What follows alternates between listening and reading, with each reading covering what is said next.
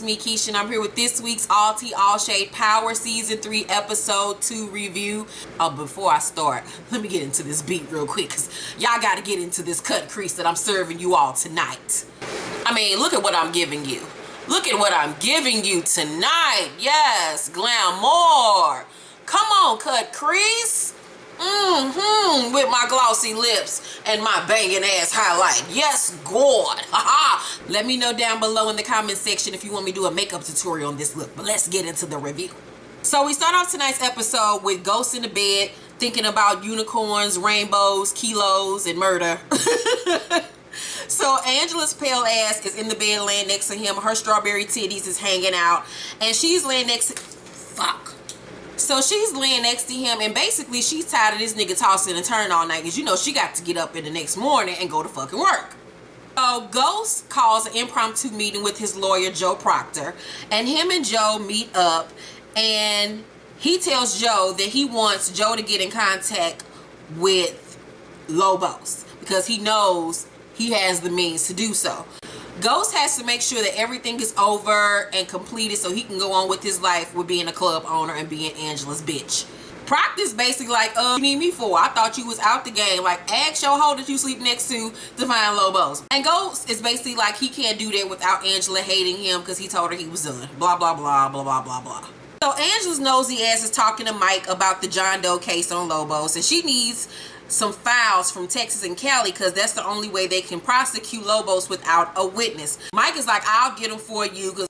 So Sax walks up to Mike and he requests that they go after solving the hit on Lobos' life. He wants to prove that it was the Jimenez and put Diego Jimenez in jail too. And Mike is looking like, you motherfuckers just won't give me a fucking break. Like, don't you know I'm over here on some criminal shit? You and Angela gonna get fired or at least killed by me if y'all don't quit fucking with me.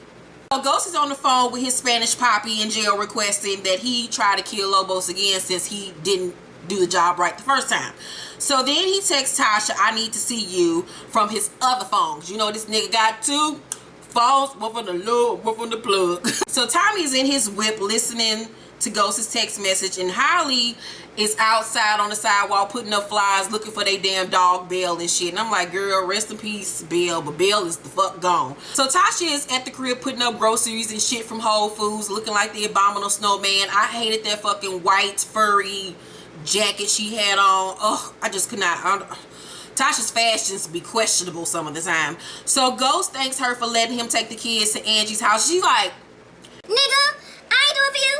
You know how it was for me when my dad left. I hardly saw him. The kids deserve better. I'm gonna be a deadbeat ass parent like your black ass. So then Ghost hands her a check to give to Tommy, and she like, we can afford this? I mean, since you only bringing in club money now, I mean, I don't think we got the money to be giving motherfuckers checks and shit. And he like, you know, this is not our money, this is Tommy's money, this is his half from all the businesses that he and I had together. And he asks her to give the check to Tommy, and she like, shit, you give it to him yourself. And he like, he won't talk to me. She's like, well, he won't talk to me either. Looks like I'm collateral damage in whatever this shit is that happened between y'all. And he like, can you just reach out for Tommy for me? And I'm like, Tasha, stop doing shit for this nigga. Like, he don't do shit for you. What has he done for you lately, goddammit? But break your motherfucking heart. Stop running behind this nigga doing what the fuck he say like he fucking Simon Says, my nigga. What the fuck? Get a backbone, bitch. You supposed to be a bad bitch from the hood. Tell nigga kiss your ass. Shit. So Tommy and Julio walking down the street. They walking and talking. And Julio wants to know, has Tommy talked to Lobos about why they've been getting half the weight that they're used to. So Tommy tells him like Lobos probably had to slow up since he's supposed to be dead. So basically, chill, nigga. So Julio want to know what they're gonna tell the madres since they can't deliver the product they promised. And Tommy's like, look, motherfucker, I'm working on this shit. You getting on my damn nerves. Let me think for a minute, and then maybe I'll be able to tell these niggas some shit. God damn it, Julio. Tasha goes to Tommy's crib, and Holly answers the door and looks at Tasha like, this bitch. Like, what the fuck? Like, she literally did one of these. She was like I was like, I didn't even know white girls know how to, like, I was like, what the fuck? So Tasha is shocked to see her. She like, bitch, what fucking gutter hole you crawl out of? So Holly says that Tommy don't fuck with her or go. So basically, Humpty Dumpty, be the fuck gone. She tries to close the door on Tasha, and Tasha's like, Hold up, bitch, wait, don't try to close no door on me, bitch. I know I might be tiny, but bitch, I'm mighty, and I will whoop your motherfucking ass, you big jack in the beanstalk looking ass bitch. So Tasha tells Holly, I bet he talk to me when it's about money. I bet you he talk about it then. So she hold up the motherfucking check and shit, and Holly tries to snatch it from her hand. She's like, bitch. Not so fast, ho. Holly says, how much is that for? Because you know that bitch is all about a coin. And Tasha says, you'll find out when you tell Tommy to come see me. He knows my number. And then she stroll on down the hallway with her purse and shit. You know she love a purse hanging off that shoulder of hers. So Mike, Angela's boss, hollers at Lobo's henchman. And I'm trying to remember from last week's episode, was that Lobos' lawyer too that's defending his case? I can't remember. Somebody tell me down below. But basically it's one of Lobo's henchmen. And Mike is talking to him about finding out who stabbed Lobos before they strike again. So the dude tells him to stop Sachs from looking for, it gotta be his lawyer. So the dude tells him to stop Sachs from looking for the hitter before shit gets way out of hand. And Mike is like, look fam, we all friends in this. And the dude is like, no the fuck we ain't, you're a prisoner. And prisoners are always trying to look for an escape. So that let us know right then and there that Lobos has something over Mike's head. That's why Mike is working for him. So Mike says to the guy, Sachs is not smart. He won't find Jimenez, but if he does, I'll need your help. And dude is like, bro, ain't no ifs. Do your job and protect Hefe, or I'll have no choice, basically, to murk your ass. So Tasha and Keisha at the salon kikiing and shit. And Keisha looked really cute in that scene. I was like, okay, la, give us some red lips and a black cutout top. All right, bitch. So Keisha is like, fuck that. I know you ain't gonna let your kids go over no side piece house. Ever. Never, ever. We don't do that. That bitch is a drive-by, Tasha. And Tasha's like, she ain't a drive-by. He parts. And if I act badly, the kids are the ones who are going to suffer. And Keisha's like, girl, you are being way too nice. And I'm like, Keisha, from this Keisha, I 100% agree. I'm so tired of Tasha being the upstanding bitch. Like, you supposed to be that bitch. And bitches like Tasha are always trying to get their motherfucking payback. It's time for some payback, hoes. Somebody got to die. Whether it's Angela or Ghost, one of them niggas got to get shaped. Tasha is still trying to be the Taylor Swift of the drug game. And she's like, I'm being an adult, Keisha. Trust me. If it wasn't for the kids, I'd throw that bitch down the stairs. And Keisha's like, that's what I'm talking about, bitch. Throw that hoe down a flight of steps, bitch. And Keisha notices that Tasha's not wearing her ring. And she's like, Tasha, bitch, where's your ring? And she's like, I sold it. She's like, damn, bitch, it's that hard over there? I mean, the fish don't fry in the kitchen. Beans don't burn on the grill. Like, y'all ain't moving on up no more. What the fuck is going on? So Tasha's like, girl, no, it ain't that bad yet. But just in case some shit pop off, a bitch is ready. But basically, I'm just over it. The ghost I knew is gone. So Keisha, being the stand-up bitch she is, offers Tasha a job at the salon working on the books. And Tasha's like, nah, girl, I'm good for right now, but I'll let you know in the future. And I'm like, when Keisha get a salon? Where we been at? When she get a job? Last we knew that bitch didn't have shit but a pot to piss in and some bomb-ass Project Pussy. So Ghost is at the club wheeling and dealing, trying to get some old rich-ass white boys to come to his new club called Verbatim. So the dudes is like, you know, we heard Verbatim is kind of like whack. Don't nobody really go there no more. We heard they have $2 Tuesdays and shit. But you know what I'm saying? We'll slide through since you got this DJ Taj coming through. And Ghost is like, you know what? I'm going to hook you up with some bottles. Bring these fine-ass white bitches with you. And I got you. And the dudes is like, I bet. Ghost goes to his office and Dre comes in. And Dre comes in like, he the motherfucking boss. Like, he the motherfucking El Capitan of this shit. And he says to Ghost, I came here to work for you, to help you out, but you keep me out the loop. What's up with that card in that desk? And Ghost says, what's up with you looking at my desk? So Dre is like, I was looking for a goddamn tie. That's not the fucking point though. So then he come around the desk and walk up on Ghost like he about to do something. And then Ghost kind of like square up like, nigga, like, nigga what? Like, we about to throw? Dre informs him that he's seen that card before when he was locked up. He was like, if you get a card like that, it means you're in trouble. It means we're in trouble and I ain't trying to die. I got a daughter to look after. That why you want me strapped? Look, whenever you need me to do, I'll do it. I'll get the work done. Basically, Dre like, nigga, I ain't killed nobody in like 4 days and a nigga's figure is itching to pull the trigger. So Ghost get up in his face, because you know he a thorough ass nigga. That's what he do. And he says, if I need help, I'll ask. And Drake's like, nigga, you won't. But it's alright. I got you, Ghost. Tasha and Tommy are at this diner, and Tasha is giving us Black Widow realness with another dry ass wig. I just want her wig game to be stepped up. Courtney, girl, you know me and you cool. We stay in each other's DMs. I need for you to hit up Malibu Dollface or Tokyo Styles, girl, to hook up Tasha's wigs. Whoever doing them wigs, girl, is not the business. That shit look really dry and brittle. I'm sorry, girl. Get her some new lace fronts. I wear wigs.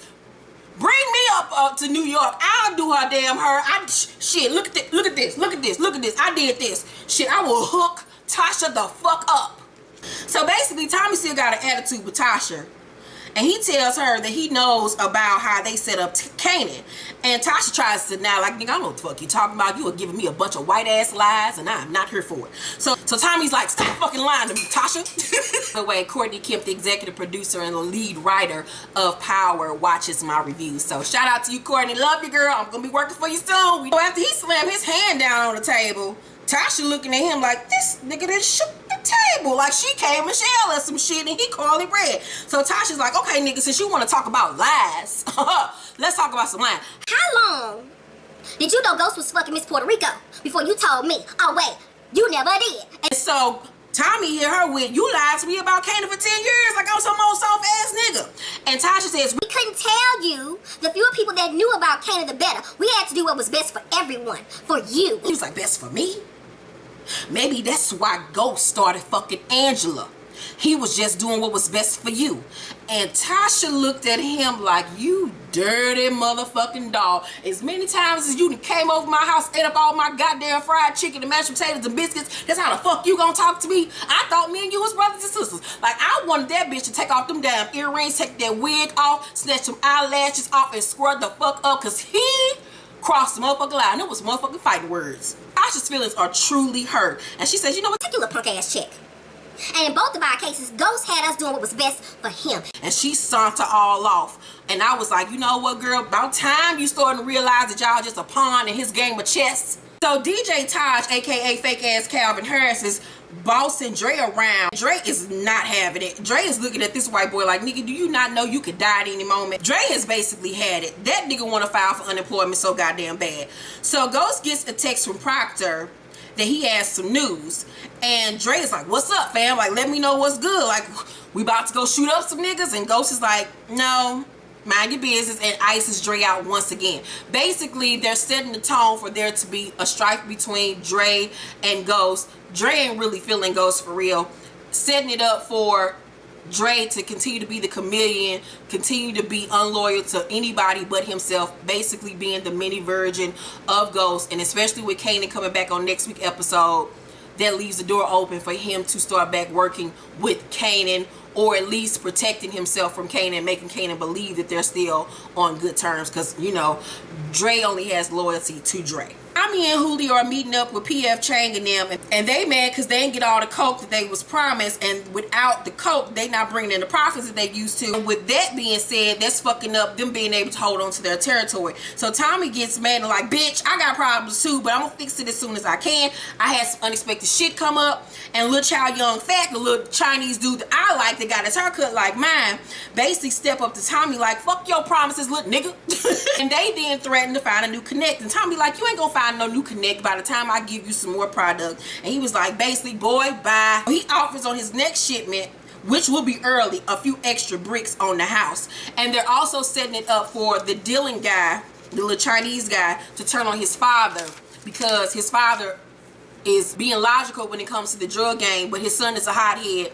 And so we know that his son is going to turn on his father and attack Tommy sooner or later for being disrespectful and talking to him greasy the way he does. So Dre goes back to his old barbecue spot, and his partners are there. They making fun of him in his suit, and they say he look like he just came from court, because you know niggas ain't used to a black man in the suit. So he says he's running 3 nightclubs on his old boss shit, and his boys asks him, you know, well, how about we hit up the club? I know it's a lot of money in that. And Dre's like, nah, fam, I ain't trying to go back to jail for none of you niggas. But I think in a later episode he's gonna change his mind and allow his friends to come rob the club. So Proctor can't find Lobos in the system. He only found a death certificate. He thinks they're going to do a John Doe case and breaks it all the way down for Ghost. He wants to know if Lobos is going to put a move on Ghost again. And he suggests that Ghost asks Angela how to find Lobos so he can close the issue for good, meaning get that nigga murked, sauteed, sliced and diced, and dead in a coffin. So Ghost says no. He don't want to ask Angela shit because, you know, they on good terms and they're working towards their future. And Proctor's like, you're going to have to decide, girl, between saving your bitch or protecting your own life. Which one is it, ma'am?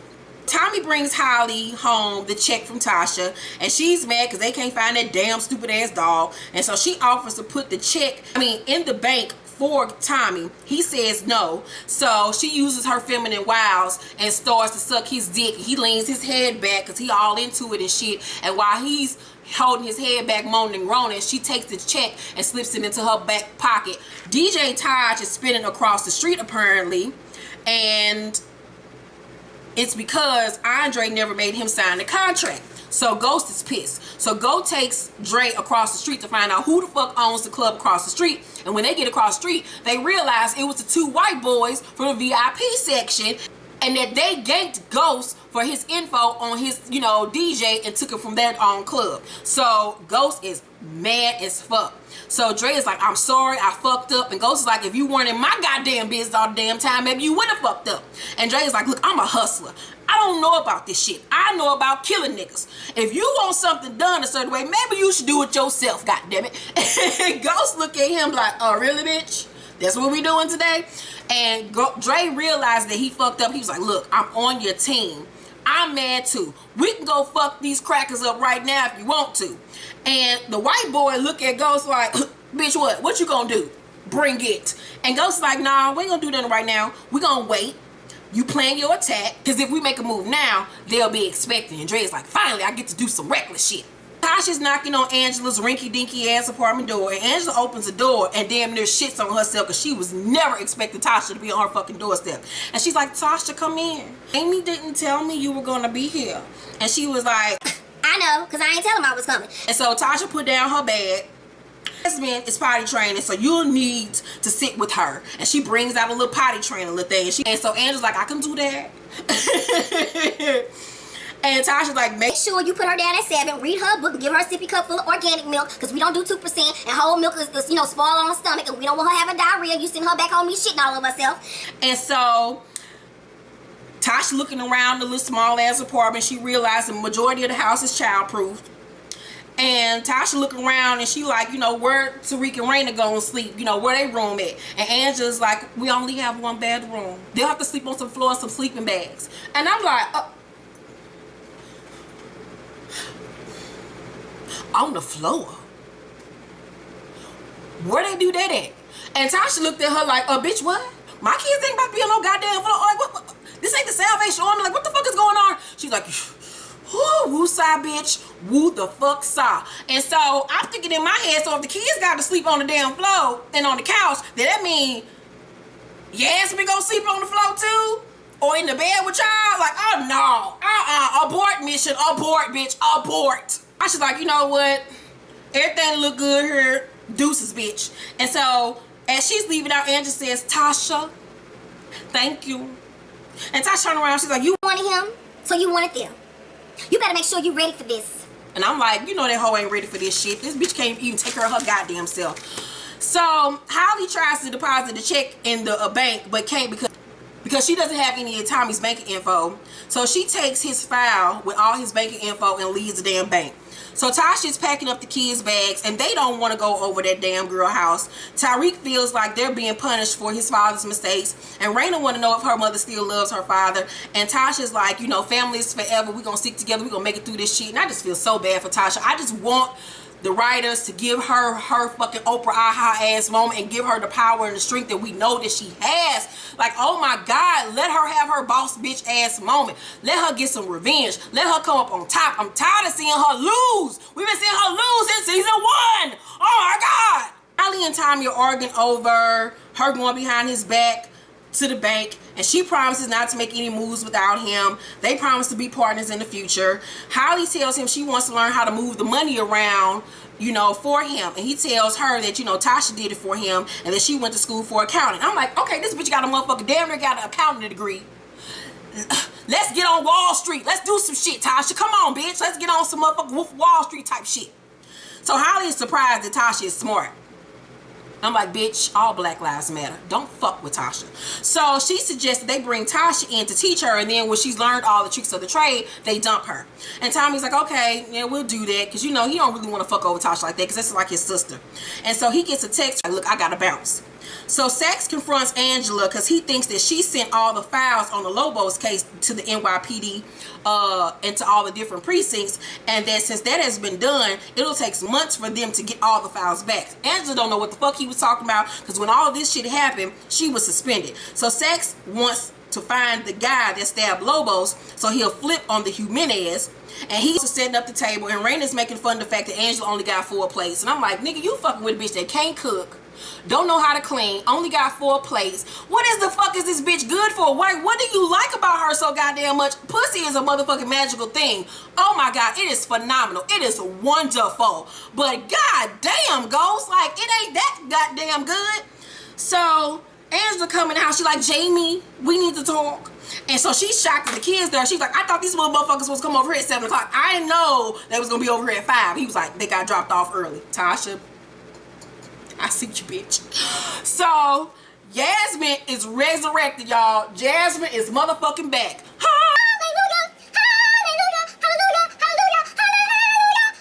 Yasmin came back, bitch, and Yasmin is every bit of damn near 5 years old. Last time we saw Yasmin, Yasmin was still in the crib sucking on the pacifier. Now she like 17 going to college. So Angela's like, hey everybody, how y'all doing? Thank you, God bless you, good night.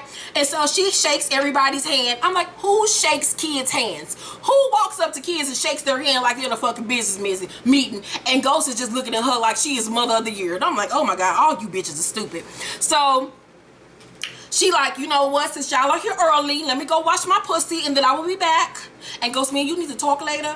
And so he like, all right. So when she goes to wash her little ass, Ghost talks to the kids about them trying to make this whole thing work. And Tyreek is just looking like, I just want to go home. Like, can I please go home? Like, this is some bullshit.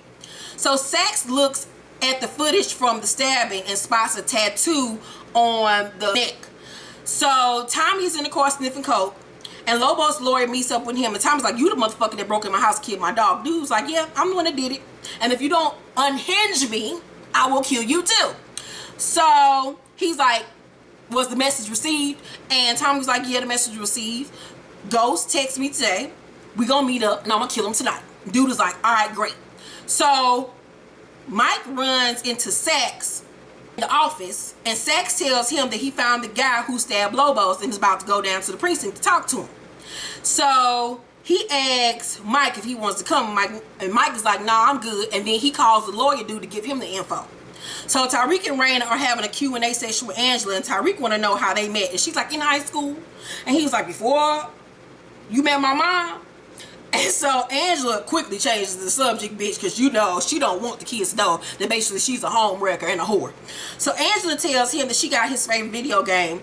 And Tyreek looked at that shit and he's like, I can't play this shit over here. Your TV is way too small. My mom got a big screen at home. Like, ain't nobody got time to be over here trying to play on your little Rent-A-Center ass television. Girl, sit down.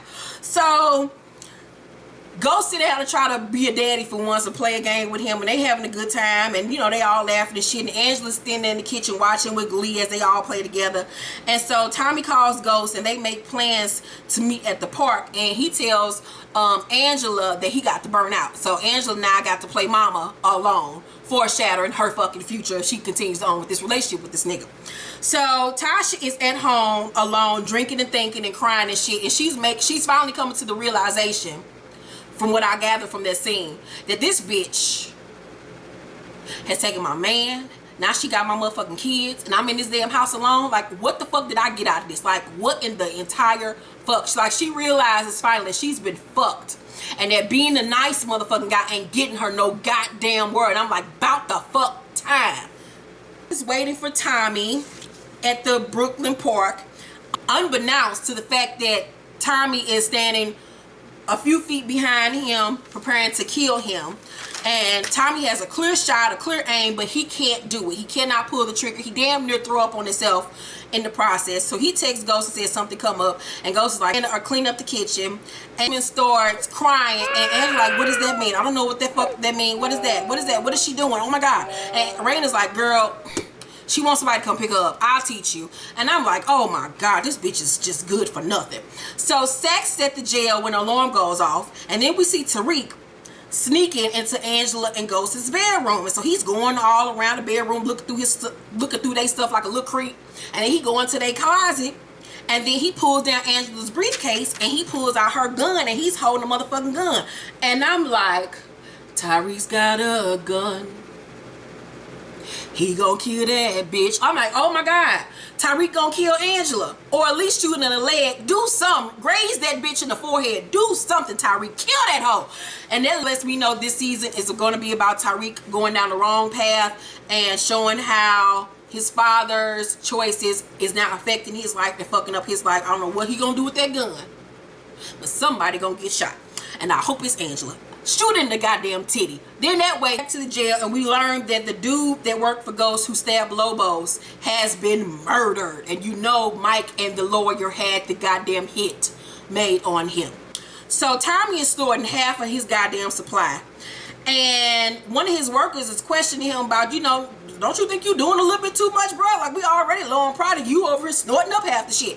Tommy is high out his goddamn mind. He looked like Whitney Houston after she performed one song. I mean, he was sweating his ass off. He get up and beat the dog shit out of the boy while Julio and another worker is standing by looking mortified. And he takes to Angela at home alone in bed wondering where the fuck Ghost is. I'm like, bitch, this is the life that you wanted, at home alone with all his goddamn kids while he off gallivanting in the streets, acting like he goddamn Cape Crusader, like he Captain America or some shit.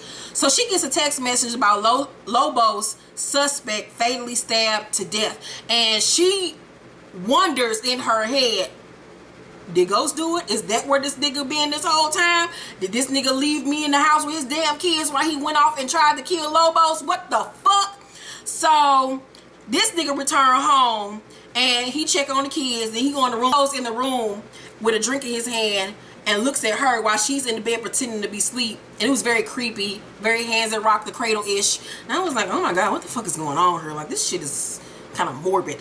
And so at this point now, Angela is starting to realize that there's a stranger in my house. So Holly comes home to find Tommy sitting in the windowsill crying his eyes out. He's like, I fucked up. I fucked up, Holly. I fucked up. We're not safe. And she's like, what the fuck you mean we ain't safe? And so he take out his gun. He get to aiming it around the shoot room like he playing Call of Duty. She was like, Tommy, calm down. Give me the gun. And so she takes the gun from him. She's like, baby, tell me what's wrong. He was like, Holly, I was supposed to kill Ghost, but I couldn't. Lobo's gonna kill us. He killed Belle. Now he's gonna come for us. And Holly just stirs off into space for a second, gathers her thoughts, and then she says, I understand. And he looked like, you understand? She's like, I understand. And he's like, Holly, Ghost was my life. He was my family. And she said, I know. You can do this. You can do this. I can do what, Holly? You can kill Ghost. You can kill Ghost. If you can't do it for you, do it for me. And he was like, I'm gonna do it. I'm gonna kill that motherfucker. I'm gonna do it. And then boom, boom, boom, boom, boom. It's a knock on the motherfucking door. He's like, who is at my damn door? And she was like, baby, don't get upset, but I made a call without your acknowledgement, but I promise it's gonna be okay. He's like, who's at the door, Holly? She's like, calm down, honey, bunches of oats. Calm down. He's like, who's at the door? So she goes to the door, and here come Tasha walking her little pint-sized ass in there looking like a goddamn double scoop of double fudge brownie ice cream. I'm like, yes, bitch. And so she was like, I heard you have a problem you need help with. And then the goddamn episode go off. And I was like, you motherfucking writers. Yes, bitch. Tonight's episode was everything. Now we got Tasha back in the game. We got her head in the game, bitch. She on some cool in the gang type shit. They how Ghost always want to call somebody when he need help, but when motherfuckers need his help, he ain't nowhere near. He ain't beat for nobody. His old using ass. Oh, I hope somebody shoot him this season. I hope that. Oh, what if Tyreek shoot Ghost? Shoot your damn daddy. Yeah, do that shit. God damn it. Oh my God. Let me know what you thought about tonight's episode down below in the comment section. I give tonight's episode an A+. It was fucking magnificent. Can't wait to next week's episode when we see Kanan return. That nigga stabbed up, stapled up. Whew, I cannot wait. Yeah. Do you all hate Angela and Holly as much as I do? I can't stand them hoes. Oh my God. Yasmin 15 now. Like, oh my God, everything is just fucking lit. Oh my God, I love you all so much. Thank you all for watching this recap review video. If you've watched this video to this point, make sure to subscribe if you're new to my channel. And please thumbs up this video. All of my social media info is in the description bar below. I love you all so much. And remember to check out my latest novel in stores now titled Radio Silence. The info will play after this video. I love you all. Have a blessed and safe week. Bye. My latest book, Radio Silence, is available right now on Kindle, Nook, and in paperback. Check it out now at Amazon or BarnesandNobles.com.